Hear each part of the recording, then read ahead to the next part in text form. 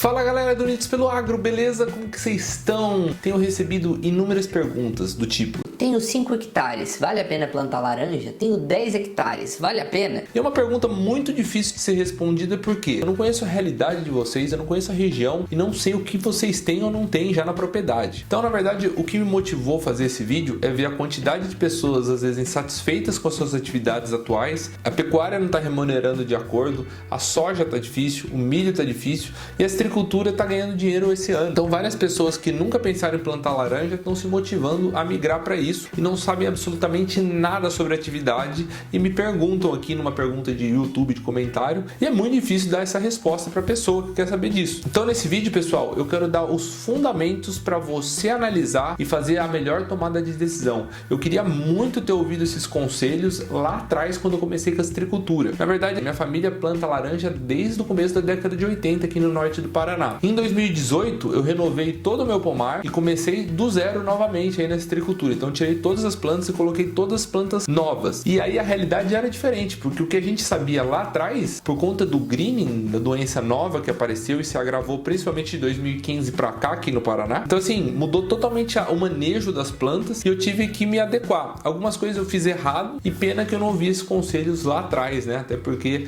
não tinha tantos vídeos aí no YouTube lá atrás sobre citricultura. Eu quero dar os fundamentos para você tomar a melhor decisão. Antes de começar o vídeo, pessoal, eu tenho que falar sobre o que é greening para quem está chegando de paraquedas e não sabe nem o que é isso. Greening ou HLB, é a mesma coisa, é uma bactéria que obstrui o vaso do floema da planta. Não tem cura e a planta acaba morrendo de inanição. Quem transmite essa bactéria era um bichinho chamado psilídeo. Antigamente ele picava a planta, não acontecia nada. Hoje ele se contamina com uma planta contaminada, pica uma planta sadia e acaba transmitindo essa bactéria para ela. Então é importante a gente saber esses fundamentos iniciais, porque praticamente toda a minha argumentação nesse vídeo vai se basear nisso. Então, bora para as dicas. Primeiro conselho que eu daria, pessoal, e talvez o mais importante: veja se sua região tem o greening ou não. Tem regiões do Brasil que falam que não tem. Se não tiver, tranquilo, tá? Então você pode pular para o próximo conselho. Agora, se tem incidência de greening, pega o local onde você vai querer implantar esse pomar. Vai no Google Earth, traça um raio de 5 km, que é a região mais crítica para o psilídeo voar até seu pomar. E vê se tiver muitos pomares abandonados, pomares no fundo de casa ou plantas soltas aí de citros nas matas. Muita gente tem um pé de limão no fundo de casa para fazer um tempero aí de domingo. Muita gente tem um pé de laranja no fundo de casa. E tem pessoas realmente que não cuidam do pomar, apesar de ser profissional, e isso também vira um criador de psilídeo e esses psilídeos vão contaminar o seu pomar, principalmente pomares novos vegetam muito e o psilídeo pica as folhas novas, é o alimento deles. Então, pessoal, vai ser muito complicado para você formar um pomar nessas condições. Pesquisem aí, pessoal, tem regiões do estado de São Paulo que já estão insustentáveis praticamente na produção e implantações de novos pomares. Vamos pegar a região de Limeira, região de Avaré, região de Brotas, Duartina também está crítico. Todas essas regiões, as pessoas que estão começando um pomar agora, em poucos anos, alguns pomares estão chegando a 50%, 60% de índice de greening. Essas plantas novas, em poucos anos, em 2, 3 anos, elas definham e morrem, mesmo vocês não arrancando e plantando. Se os seus entornos estiverem infestados de pés que não fazem o combate desse inseto, ele vai acabar indo para o seu e por mais que você faça, vai contaminar. Até porque o alimento dele é um broto novo e o broto a gente sabe que na época de verão, que cresce muito, vegeta muito rápido, se você fez a pulverização de inseticida, em poucos dias ele cresce e essa vegetação que cresceu, ela não está protegida pelo seu inseticida, então talvez o inseto não morra. Aqui na minha propriedade, eu estou numa região muito difícil, pessoal. Em menos de 800 metros eu estou com um pomar abandonado profissional,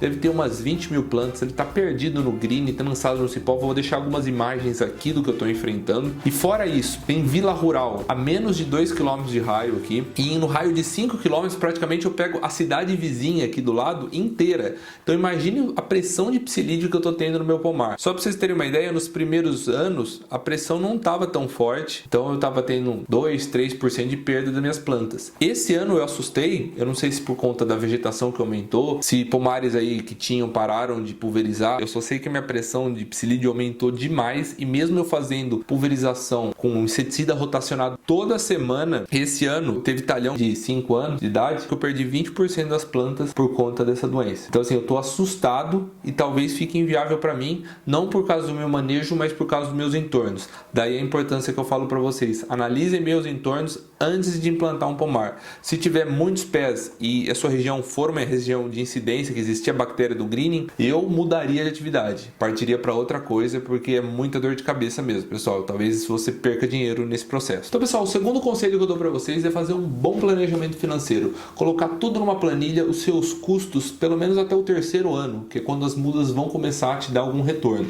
Adubo, maquinário se você precisar comprar, funcionário, o custeio dessas mudas, tudo isso para você saber quando que vai ser o seu payback, ou seja, quando você vai pagar tudo que você investiu e aí sim vai começar a dar lucro. Porque se sua área for muito pequena, que nem aquele rapaz que me perguntou se 5 hectares era possível, se ele tiver que comprar trator, roçadora, pulverizador, barra de herbicida, os custos vão ficar muito alto para a área que ele tem. Demorar muito o payback e se tiver greening, talvez ele tenha perdido o pomar e ainda não se pagou. Então ele vai ter prejuízo, o famoso pagar para trabalhar. Já quem tem uma área maior tem uma economia de escala, ele consegue diluir os seus custos numa área um pouco maior, então seu payback é mais cedo. E aí tendo um payback mais cedo, os seus riscos também são menores. Que nem no meu caso, eu comprei muda em 2018, estava R$6,50, hoje está R$15, mais do que dobrou. O preço do adubo na minha época estava mais barato. Então meu payback aconteceu esse ano, nem que eu perca meu pomar por alguma eventualidade, mas prejuízo eu não vou ter mais. Lógico que a gente quer manter esse pomar por muitos anos ainda, então vamos lutar contra o greening.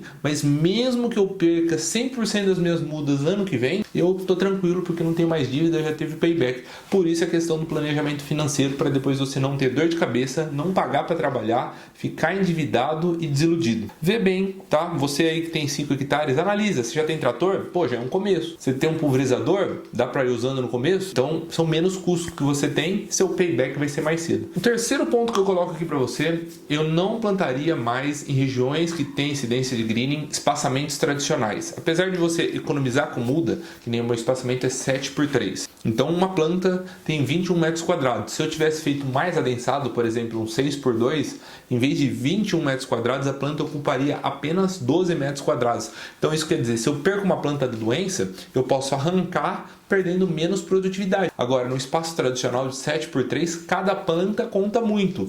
E se você começar a perder muitas mudas, em pouco tempo o seu pomar se torna economicamente inviável. Já o pomar mais adensado demora muito mais tempo, dá tempo para você replantar e se recuperando e não perder tanta produtividade. É muito importante a gente ver a questão do espaçamento. E hoje em regiões que tem greening, eu faria sim um espaçamento mais adensado, mesmo que você tenha que gastar mais no começo da implantação do pomar com os custos das mudas, entendeu? Porque pensa, pessoal, se você mandar para a guerra um exército de 100 mil homens e outro de 10 mil, o de 10 mil, cada homem vai contar muito mais do que o de 100 mil. Quarto ponto, isso é muito importante, não acreditem em fórmulas milagrosas, principalmente se for um vendedor que está falando para você. A gente sabe que as empresas querem vender e tem vendedores que prometem milagres para doenças que já estão muitos anos aí e ninguém conseguiu uma cura definitiva. Mesma coisa, eu inventei um produto para curar o greening. A Flórida, nos Estados Unidos, investiu milhões de dólares e não achou. Não tô falando que o cara não pode ter inventado. Se o cara inventou, ele vai ficar muito rico e vai ter muito sucesso. Mas é improvável que ele tenha inventado, você tá entendendo? Então acho que a gente tem que manter o ceticismo e ter um pé atrás em tudo que é milagroso. Você pode até testar, mas sem abandonar o que é tradicional. Até porque é uma cultura perene. Então se você testar e uma coisa não der certo, por exemplo com o psilídeo, você já saiu do jogo, você já devastou o seu pomar. Ah, então quem eu devo acreditar? Em pesquisas sérias, de preferência por órgãos imparciais. Normalmente quando eu vou ver quais inseticidas eu vou rotacionar, eu tenho que ver, principalmente na minha região, se tiver alguma pesquisa, o que realmente está sendo eficaz contra o psilídeo. Existem pesquisas, pessoal. Eles normalmente passam num ramo da planta e confinam o psilídeo e vê quanto tempo esse psilídeo morreu e se morreu. Tem produtos que, apesar de ser inseticida matar outros insetos, não são eficazes contra o psilídeo. Então, nisso você já descarta esse produto imediatamente. E, de preferência, você vê uma pesquisa regional, um lugar próximo do seu. Porque tem regiões que funcionam um produto contra o psilídeo e já em outras, por ele ter adquirido resistência, não faz. Entendeu? Não é uma regra exata. Então hoje eu tenho alguns inseticidas que eu rotaciono e outros que eu não uso porque não tem evidência científica que ele é eficaz. Quando alguém falar assim, a gente fez um teste que deu esse resultado, mas eu quero ver a metodologia que vocês usaram, porque pode ser uma coisa tendenciosa. Eu confio mais na conversa de pesquisadores autônomos e produtores do que em vendedores. E o quinto conselho, e isso vale para tudo que você for começar novo, busque sempre o máximo de conhecimento. Então vocês podem assistir meus vídeos aí. Futuramente, quem sabe eu também não lance um curso sobre citricultura para vocês. Tenho indicações até de alguns materiais, alguns livros. A Fundecitrus tem bastante coisa. Tem esse livro aqui, o Citrus. Tá, é um livro já de alguns anos atrás. Vocês não vão achar para comprar novo. Eu achei usado no Mercado Livre e aí acabei pegando. Ele é um dos livros que eu utilizo nas minhas consultas, se eu tiver alguma dúvida. Ele fala muita coisa, praticamente um guia completo aí de citricultura para quem está começando. Não precisa ler inteiro, mas de repente tire algumas dúvidas que você tem. Eu tenho dúvida no cancro cítrico. Lê aí o que eles têm a falar do cancro cítrico. Tenho dúvida em pinta preta, um fungo. Lê e ouve. Se você não sabe nem como começar, pegue a assessoria do agrônomo ou de um técnico agrícola competente e que não é vendedor também, pessoal. Porque é importante do seu agrônomo, a parte técnica, ser independente. Se ele for vendedor, quiser empurrar produto para você, em detrimento de um conhecimento real, isso também é péssimo, porque às vezes você vai gastar uma coisa que não precisa e até desanima da atividade ou tem resultados horríveis porque o cara quer enfiar produto de uma marca e não o que funciona realmente, tá? Então tem que ficar ligado com tudo isso que a gente sabe que acontece, tá? Mas você pegando um bom técnico e se informando, assistindo os vídeos aqui que tem sobre laranja no YouTube e lendo, eu acho que você vai ter uma boa base e quando chegar o momento, nada melhor também do que a prática. E praticando, você vai conhecendo aí a citricultura na prática, tá?